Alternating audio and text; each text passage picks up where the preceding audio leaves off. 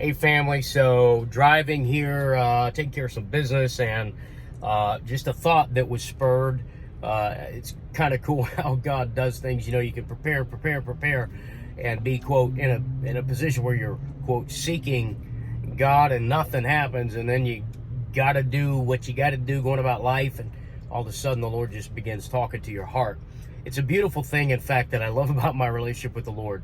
And I know you probably understand what I'm talking about, is that I think sometimes God does that to remind us He's with us everywhere. He dwells in us, and we know it, but sometimes we need to be reminded that, you know, God goes with us everywhere. And He'll talk to us when He wants to and whatnot. And so I'm driving, and I promise I'm going to be safe recording this, but if it's a little raw, as it were, today's Transformation at 10, just bear with me. We'll get through this. But here's the thought the Lord dropped on my heart. You know, we've been talking a lot lately about hope. We've been talking about expectation. And so Genesis 15, real quick, this is what the Lord just reminded me of. Abraham, you know, God says, build me an altar. I'm gonna show you something. I'm gonna do something powerful. And so he does. And while Abraham has been given an instruction by God to do something. And so while Abraham is waiting for God to show up and fulfill what it is He told him to build that altar for, now all of a sudden the word says that these vultures, these predators, began to come down and try to consume Abraham's sacrifice before the Lord showed up. And that is a perfect picture of faith.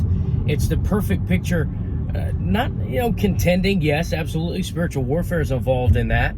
But I want to suggest to you to take another look at it and say, you know, it's a type of really the Lord just kind of standing back for a little bit and allowing us to do the necessary work of maintaining our hope and our expectation.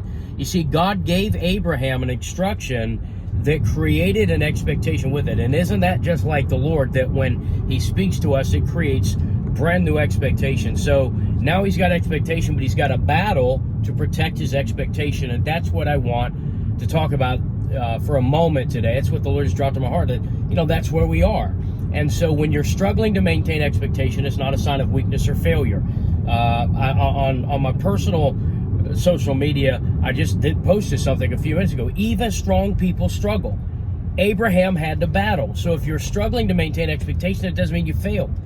It means that the enemy's trying to contend with you over your expectation. But guess what? Abraham won. God showed up, made a covenant, and took his life. You know the rest of the story. God did what He said He's going to do. He honored Abraham's expectation. The same thing's going to happen with you. So if you're battling today to maintain expectation, understand that that's part of the process. What matters is that you continue to contend and build everything around your hope. Protect your expectation. Do everything you've got to do to protect your expectation, even in moments of weakness, even in moments of uncertainty, yes, even in moments of failure.